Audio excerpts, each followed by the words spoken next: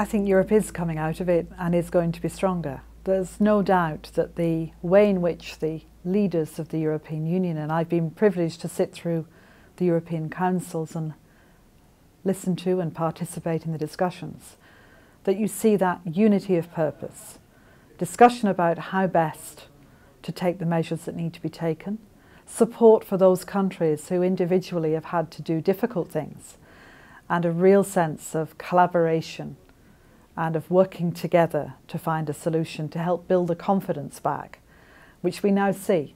I think Europe is on its way beyond the crisis and into a stronger union.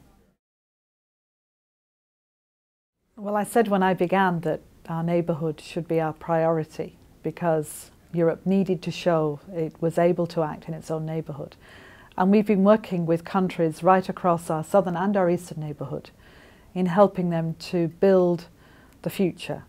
Economically, that's really important with trade and all that we can offer in terms of support for people, but also in building what I call deep democracy.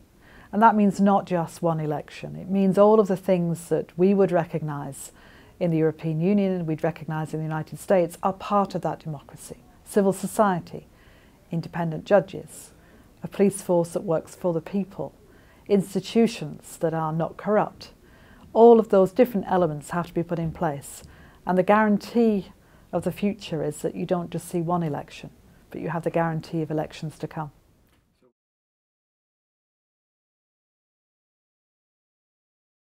I think it's extremely important that what Europe has had through democracy and freedom, through the things that we share with the US on our belief in the values of democracy and human rights, that those are things that are universal and belong to all people and we should promote. And I think every one of the European Union members, but particularly when we come together, we demonstrate the value of that.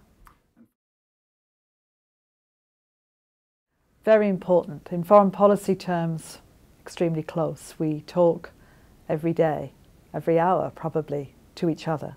We work together on some of the big issues that we face, not least the terrible tragedy unfolding in Syria, and of course as we meet, as we go into the talks with Iran, which I will lead.